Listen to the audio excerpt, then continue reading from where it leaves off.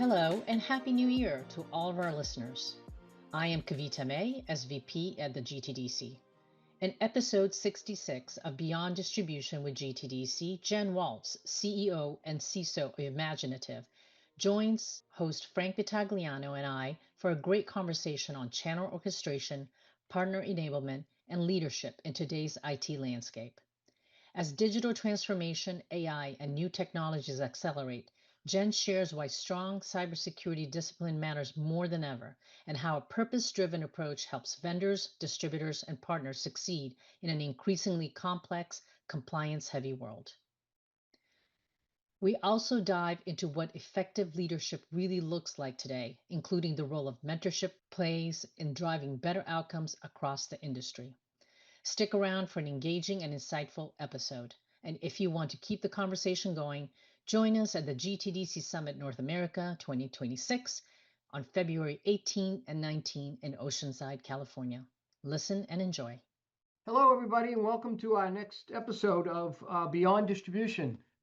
I am very happy today to have two guests with me. The first is Jen Waltz, who's the CEO of Imaginative, which is a IT channel consultancy, and Jen will tell you more about that in a minute. And then also is a face that a lot of people will recognize, Kavita May, who's our SVP of Operations. So welcome, Jen and Kavita. Thank you. Good to be here. Thank you. It's good to have you. So Jen, let's start with you because we really wanted to really talk to you about what you're doing because it's pretty exciting. Start by talking to us a little bit about, who you are, your sort of journey, how you got into the world that we live in today, and just familiarize our audience with who you are and what you do. Oh, first of all and foremost, it's a pleasure to be here with Beyond Distribution. Kavita she doesn't know this, but she's definitely one of the women that I truly admire in this industry. She's done such exceptional work, and it's an honor and a privilege to serve with Kavita on the Women of the Channel CRN advisory board. Frank, you're a legend for anyone that's in distribution, technology, digital transformation. It's a pleasure to be here with you as well. And so, hello everyone, I'm Jen Waltz. As Frank so wonderfully articulated, I am the CEO and CISO of Imaginative. And so a little bit about me. I like to tell people that my career is about 5 C's. I started off with cookies, then I went to computing, then I went to cloud, then cybersecurity, and then now I'm doing consulting. And so I have a really interesting backstory in that. And so I like to say that if anyone has daughters out there, make sure your daughters are part of the Girl Scouts of America. It is one of the areas where I knew I was going to become a salesperson. I knew it because I was able to give people exactly what they wanted at the time they needed it. At the time, it was cookies. And so imagine the confidence skills that you gain as a young woman when you're able to talk to someone on the street, cold calling, asking people to purchase your product. So I'm very fortunate to have worked for some of the world's most outstanding companies. I got one of my starts at Microsoft Corporation, and then from there I went into some consultancy and more in the cybersecurity industry with Unisys. I had the opportunity and the privilege to work for the world's largest data center company, Equinix. And then I decided to go and help build out a cybersecurity platform that did multi-factor authentication and PAM with Chrome Technologies. And all of those experiences led me to create Imaginative. And I like to tell people that Imaginative sits at the construct of integration of digital transformation, cybersecurity, AI, consulting, and then all the prerequisites that are necessary right now to actually take your business forward with quantum computing and AI. And so I hope that gives everyone a little bit of a background about me. Yeah, I think that's great. It's a great experience. And my daughter did sell Girl Scout cookies, and I did drive her around the neighborhood. You don't know how many times over the years while she was doing that. So I get that for sure. The Yeah. rest of the C's are interesting because they, I was thinking as you were going through them, there's sort of an evolution of the industry that we're in, right? Computing to cloud to cybersecurity, which are all, incredibly important as part of the transformation that we've seen. So that's pretty cool. Talk about a little bit, Jen, how, because that's great experience from a company standpoint. Talk about how that helped you kind of from a channel standpoint in terms of, sort of understanding the channel, getting to know the channel, getting to recognize, the various players, and then the value that can be brought, to the overall IT ecosystem by the channel. Absolutely. So this is a fantastic question, Frank, because lots of people kind of look at direct sales and channel is which one came first, the chicken or the egg, right? And direct sales, they do a fantastic job, but the relationships and how people co-innovate together, drive sales together, all comes from the channel. So regardless of what side of the coin you or what side came from, the chicken or the egg, I want to share with you how important channel is. Channel, you think about it, it's just like Frank, me, you, and Kavita, we're sitting here today and we're going to talk about our experiences and what we're seeing in the marketplace. Channel partners, that is truly the force multiplier for any business, whether it be distribution, whether it be to advance sales, whether it to be test the market. That is how you're going to really gauge if a partner is serious about you. And do you have the same ethos? Do you still think systems together, right? Are you looking to build and co-innovate together? Because that's the merit of a true partnership. It's not really just selling your things or having their things come through you. It's really about your knowledge about their business and how you can, based on your secret sauce, really make a difference in the marketplace. And so I'm so grateful to have had all this experience in the channel, because I look at my role. Every company that I worked for has been different in a certain way, but at the end of the day, they needed to move their product forward to serve clients and also internal customers. And so my role, I've learned, is to act as this trusted advisor, orchestrating channel strategy, making sure the partners really always understand and articulate the value of why we're doing this together. It's beyond a partner portal. It is how we make our sales teams more efficient and telling a great story moving forward. I love building scalable partner programs. It's one of the reasons I've driven over 2 billion in growth. And it's sometimes shocking when I look back on this number. And it's an aggregate of all the deals that I and teams that I led, we were part of driving digital transformation and then helping this channel ecosystem stay ahead of compliance and also market shifts. So that was a little bit of a wordy answer, Frank, but it's so complex and it's so nuanced. I wanted to make sure I gave you a crisp answer. Yeah, no, that's good. Talk a little bit about, before we move on, talk a little bit about Imaginative Yeah. and what you're building there. And obviously, your experiences have led you to be able to, now take what you learned over the years and now, build a consultancy from it. But talk a little bit about it so folks understand, who you're engaged with, sort of the key pieces of what you're doing so that there's a good understanding from, because as you know, one of the things that even surprises me, and I've been doing it a long time, is the number of players in the ecosystem now have just grown in an incredible way, right? Yes. And they're everywhere out there. And one of the things I know you talk about is orchestration. And of course, we talk about that from a distributor standpoint, which we'll talk more about how you see that. But I think the orchestration piece is really important. So that kind of caught my eye when I was looking at some of the information regarding your company. Hmm. Well, sure. So there's a reason why I called it imaginative. when we're meeting with people, we're always trying to think of the art of what's possible, right? And so I want people to know, I mean, I've got a strong brand. I've been in this industry. I've worked with some of the biggest companies in the world. They've trusted me with their business. I really feel I've done the right things by them. And so Imaginative to me is purpose-driven innovation. My mission with Imaginative is we empower vendors, distributors, and partners to succeed in today's complex, compliance-heavy technical landscape. Now, Frank, you just mentioned about orchestration.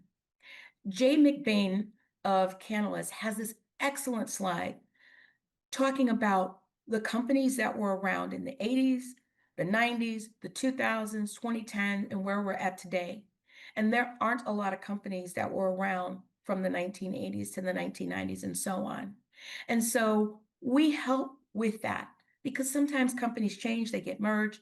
And so what we look at is the overall strategy and partner orchestration of what a company wants to do. Who do they want to go to market with? And what technologies are adjacent to the technology they're trying to really help customers with? We help with compliance enablement and regulatory advisory. So whether it's NIST 2 or CMMC, and as you know, most recently in the current administration, CISA was disbanded. And so now you've got a lot of companies out there that really aren't getting a lot of guidance, quite frankly, on compliance, what needs to happen in orchestration to make a solution fully implement internally and externally.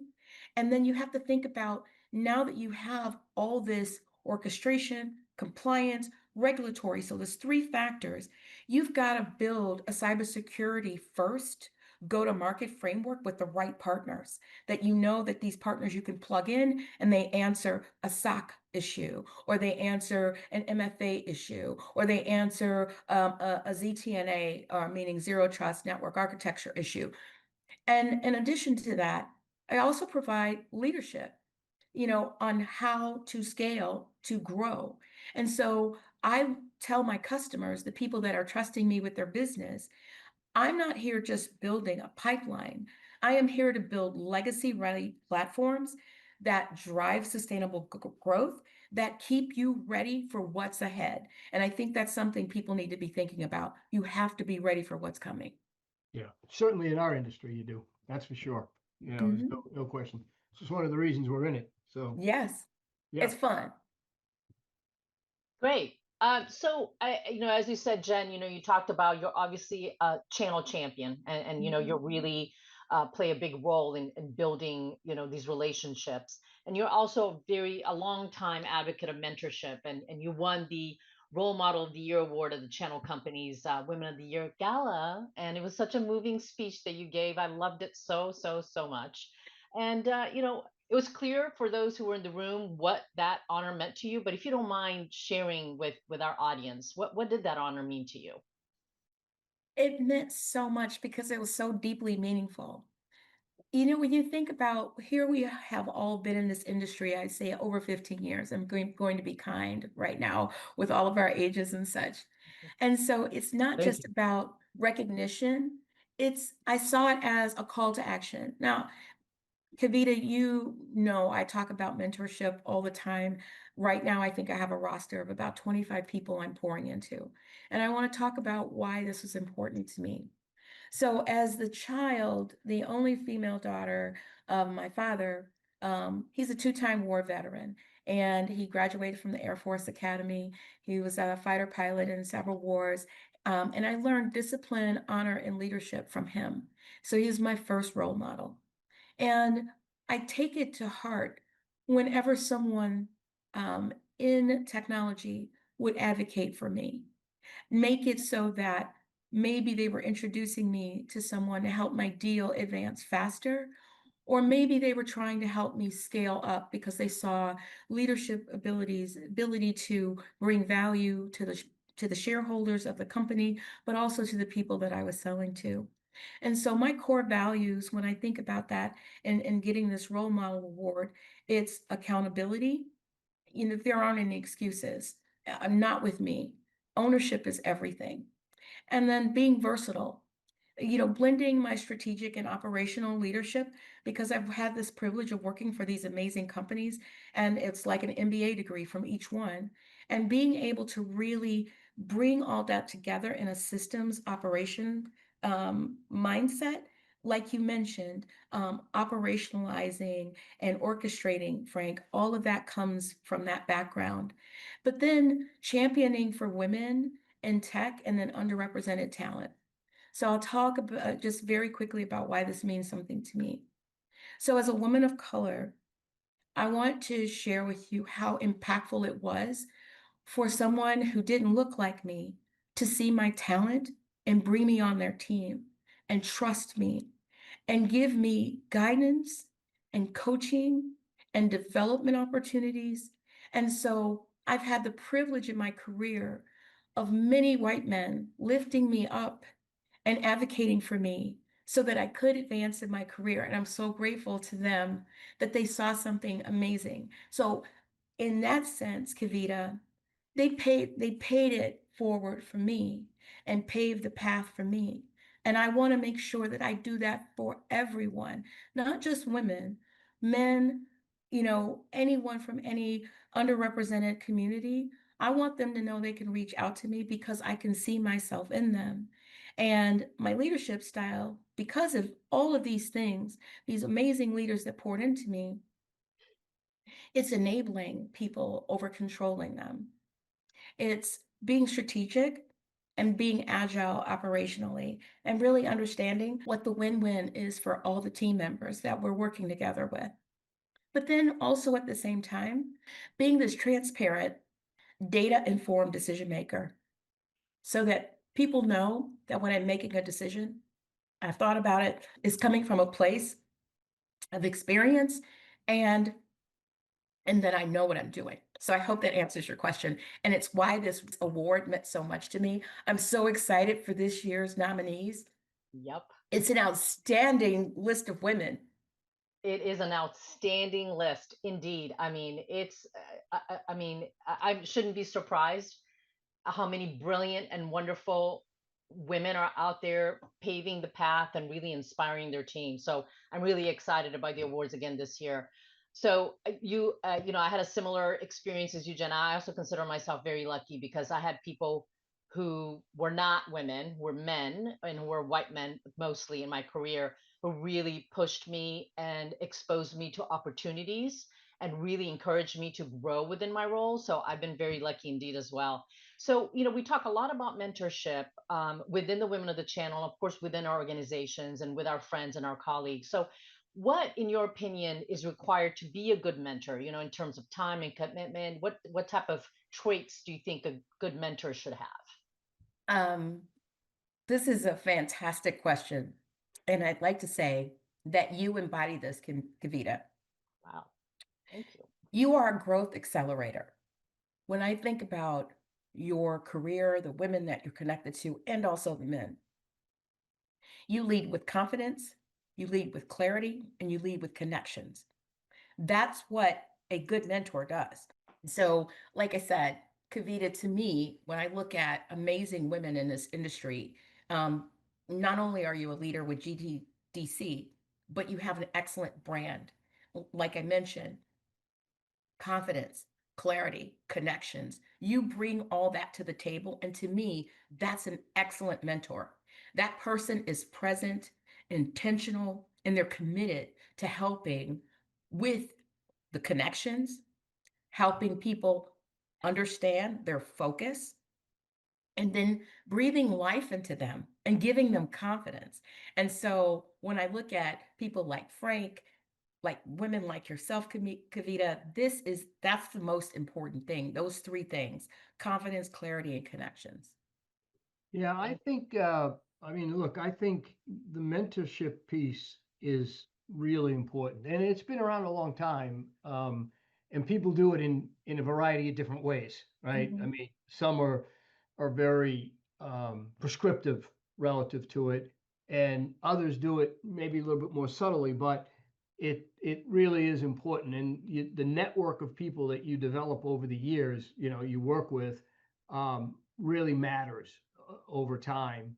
And, I agree. I think those of us that have gotten to a certain point in the industry, we owe it to pay back to, folks that because somewhere along the line, somebody gave us all a shot, right? I mean, somebody Yeah. took a chance on us, and gave you the first job or the first promotion or whatever. And so, we have to do the same, which we will, right? So let me jump back to, on the channel orchestration piece. I'm Yeah. really interested in this because, we've been talking about this from a distribution standpoint now for Mhm. probably 2 years, because we could see it coming. And, there was a slide that, you mentioned that, Jay has built. We also had one from IDC, which was a really good slide, and it jumped Mhm. out to us because what it showed all the members of the ecosystem, and then right in the middle of it were the distributors and the Yes. role that, distribution plays in facilitating that and sort of orchestrating that ecosystem. And, if you kind of realize the way the industry's moving these days, the connection piece and the requirement for orchestration becomes really significant. Now, what you're talking about, though, I think is a little different in that you're talking about orchestrating all the different players with each other through the work that you guys do. Based on that, what gaps do you think exist today? Because there's clearly, it's not perfect, right? Like Mhm. any evolution, it's still kind of getting there. What gaps do you see, and what are you thinking? What are you thinking about in terms of how we should, remedy them? Yeah, so Frank, this is such a great and intriguing and very thought-provoking question. And I love it because the challenge is the velocity of innovation. Just Right. think right now, you've got AI, you've got agentic, you've got generative, you've got cloud, zero trust, SaaS marketplaces. All of this is outpacing the readiness of most channel ecosystems. So while most vendors are racing to bring these advanced offerings to market, typically the partners are often under enabled, they're under trained, and they're not aligned fully with the execution needs to go and drive the growth that the board is asking for from these companies. This is going to create this ever widening gap between what customers are going to demand as the business changes and what the channel can reliably deliver.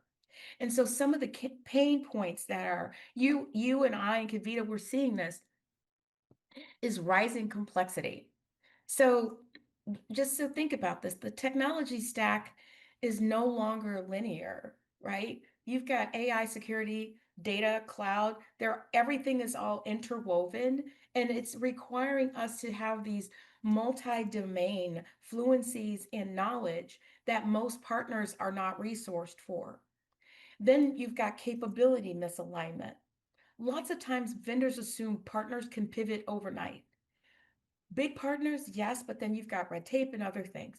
In reality, though, most partners are still structured for resale or managed services. And so that's leaving these solution gaps in areas like AI driven security, compliance automation, and multi cloud orchestration. And then you have an enablement breakdown. So traditionally, partner training is not keeping pace. And lots of people say, well, I'm going to put up a partner portal. The partner will come to the portal. Well, okay, those are great things and are amazing tools to have. But by the time enablement materials are rolled out, they're outdated and the market has moved forward. And so where Imaginative, and this is why I created it, is because we step in as this ecosystem translator. We are the bridge between strategy, orchestration, and execution. Strategic alignment that aligns with capability misalignment because I and my team, we assess vendor roadmaps against partner capabilities. We are identifying where gaps are most likely to grow, to stall your growth, your revenue growth, your product growth, your innovation. and help them cure that right away. And then also on the partner training and acceleration, we modernize enablement programs and next generation architectures. So zero trust, Gen AI, agentic AI, multi-cloud services, NIST, GRC, and then also CMMC, making these things all talk to each other, making them relevant and consumable and also actionable. And then the execution that you mentioned in orchestration, and this is the fun part, it's beyond having a pitch deck on strategy. It's truly embedding ourselves as the channel motion for the company, helping the partners learn, adapt, enable, and pivot from transactional resale to recurring revenue and advanced services. And so the outcome of all of that is by closing up these orchestration gaps, Imaginative ensures that innovation doesn't stall at the distributor or the partner level.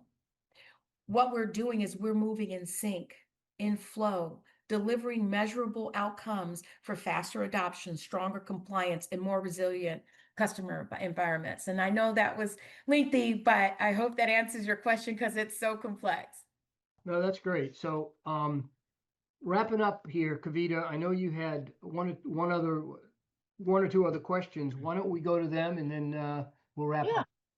No, sounds good. And I think Jen's done such a great job talking about Imaginative and what you guys do and how you guys mentor, counsel, and help build networks and obviously the channel and program. So I'm not going to belabor that too much, but I just want to give Jen, an opportunity. If there's anything that, you wanted to talk about that we haven't mentioned. We talked a lot about obviously your journey, your career, what you do and the value that you bring, obviously, to the vendors and the distributors and the MSPs and the partners. So if there's anything, any last thoughts, final thoughts that you wanted to touch on before we wrap up.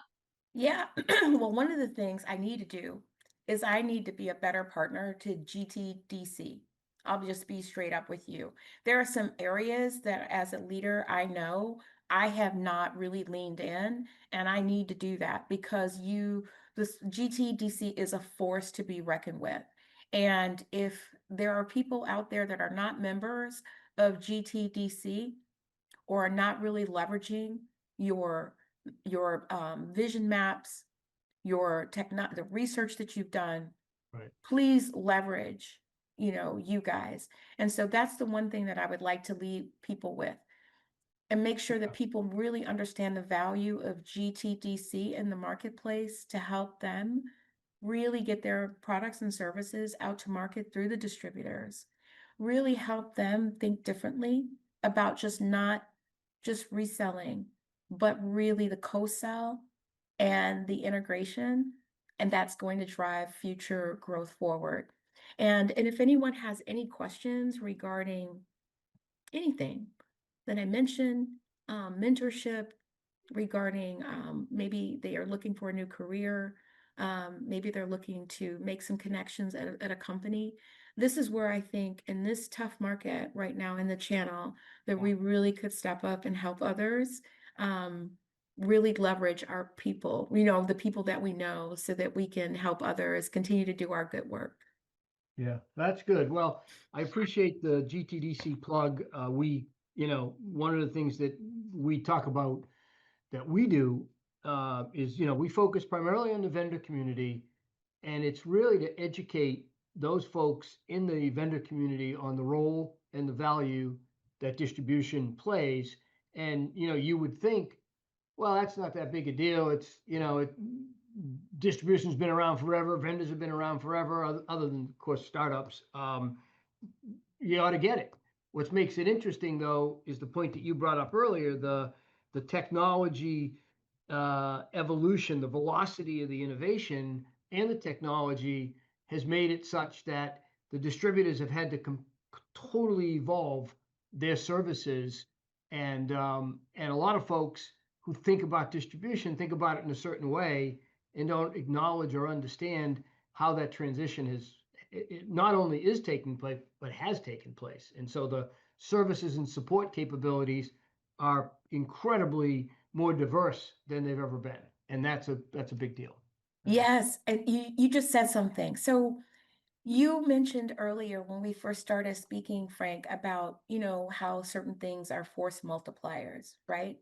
And so I would encourage everyone to think of why the distribution and channel are the best partners. Channel is the force multiplier, but distribution is the force amplifier. Distributors have evolved so further. Now you guys can absorb complexity so partners can stay focused on the customer outcomes. And so what this brings together is this ecosystem power. You guys become both co-force multipliers and force amplifiers. And so people should say that distribution and channel is the connective tissue of the ecosystem. Yeah. Good. Well, very well said, Jen. That's great. So thank you, Kavita. Thank you for participating. And we look forward to learning more about what you're doing as time goes on. So thanks again, Jen. Appreciate your time. Oh, thank you, sir. It's a pleasure. Kavita, it was great to see you. And the entire Beyond Distribution and GTDC team, thank you for having me. It's an honor and a privilege.